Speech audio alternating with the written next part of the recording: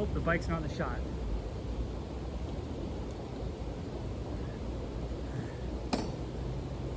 There you go. There you go, Joey.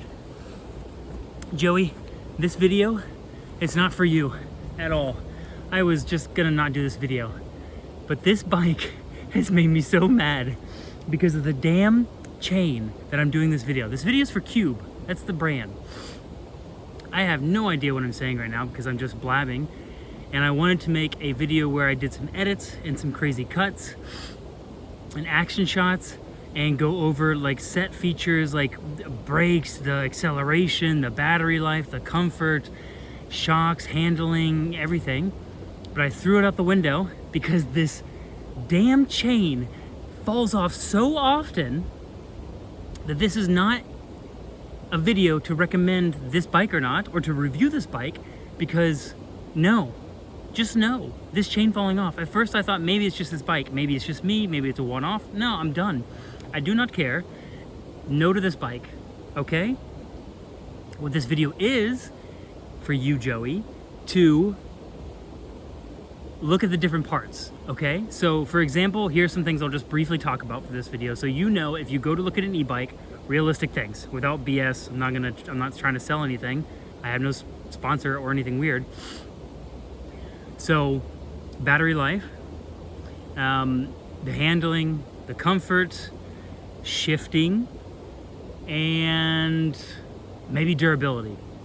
Battery life, first thing. This bike has a, what is it? Active Line Plus. It's called Active Line Plus, Active Line Plus by Bosch. It is a 625 volt battery, like 625 VH, I think it's called. And that means like it has a pretty good, better than average battery life. There is a turbo, sport. This is going descending, so turbo's the quickest acceleration. Turbo, sport, what's the one? Tour and eco. On eco, when it's a full battery, it says around 180 kilometers that I could get. Turbo would be like 60. So this is a pretty beefy battery. You could get a battery that weighs less, which will help significantly with the bike weighing less, because this is currently like 25 kilos.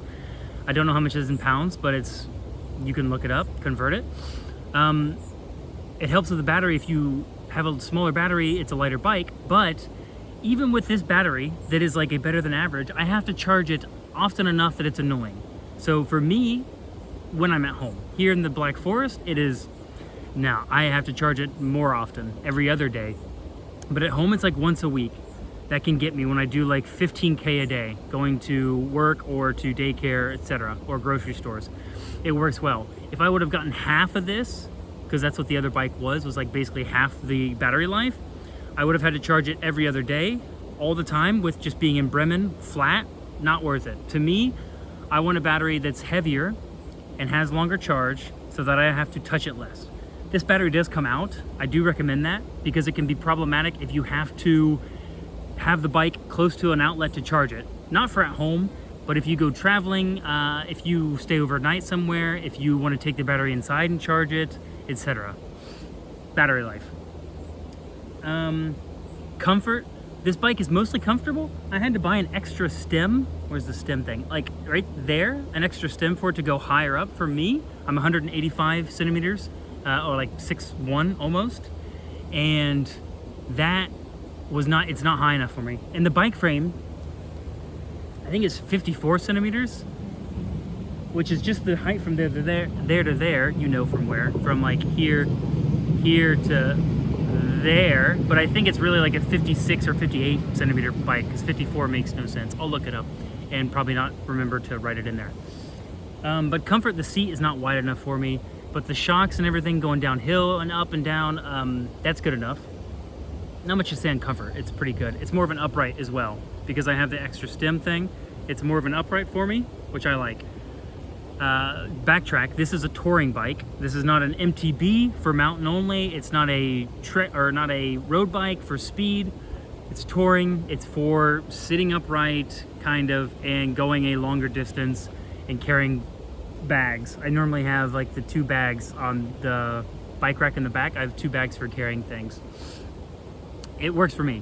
It only does the Unterstützung, or like the support with a battery, up to 25 kilometers an hour, which I think is like 18 miles an hour or 16 or so, which isn't terrible. It's nice, it's a good speed. I am faster on a road bike than this bike for sure. This bike is not that fast, but the thing is, going uphill and going for longer distances, I can continue at that speed, a steady speed, which is nice. Shifting is mostly nice. This one's pretty much garbage because of the chain thing, but I would say for shifting, it's nicer to have a higher end shifting, so something that would be a bit more beefy with your gears, because I found myself with this bike, if I would go on tour or sport or turbo, I would always be, it's 9 gears, I would always be 7, 8, 9 in those top gears, which got to be really annoying because the lower gears I barely used. So I would say for a battery e-bike, it's a pedalic bike, pedal support. I would say it's much better if you have higher end gears, like stronger gears, because otherwise you don't use the smaller gears and you kind of miss out. What else? Yeah, those are things to look for, honestly. The battery life is a big part of it. The support is also. Disc brakes, I highly recommend if you get an e-bike to get disc brakes. I would definitely say to look at the battery and the battery life, and for charging, higher one's better. Lighting and everything comes with it. Handlebars, I got different handlebars for it, so comfort, you really want to have a comfort with like a touring bike like this. Honestly, the shifting and the brakes, as long as you get like disc brakes, for example, and like decent shifters like Shimano, I think it's not that big of a deal. I would honestly rather not have the shocks on the bike because I don't think it adds much to it. I'd rather have a solid fork for a bit better speed, or yeah, for me, nicer. And it's nice that the battery comes out for when I take it on a car, so that's one thing to be aware of. Because otherwise, if your battery doesn't come out, people have to, basically you have to saran wrap it so water doesn't get in the bike when you have it on a car rack. I think that's it. Dude, the chain thing is so ridiculous to me, and I like beat the crap out of it. Basically, this chain will fall that way on the inside, and you can see how it's beat up, I think. Oh yeah, you can see it. So that's all like damaged crap to it. And this bike, I'm just done with it. It has a case to cover this chain, but when the chain falls off, I have to take the case off. So I just gave up. I took it off because I'm not dealing with it. The rack is really good. I'd highly recommend having a rack. This is a Cube Touring ON1 or QN1. Is it ON1? ON1. Bike looks nice. I mean, that's one thing I've gotten like compliments on the dang thing. Can you see it now? Yeah. It's a nice looking bike, but I will not buy it. I will return it after the leasing thing is done. I hope this babbling brook isn't too loud here. Otherwise, bro, Black Forest. I'm in like a small town that's near it, not like I'm not in the forest. I have to go get medicine for the dog. I'm hungry. I'm just gonna upload this video like it is. Mom, I hope you didn't watch this. This would be really boring. Look at that house back there. That's it.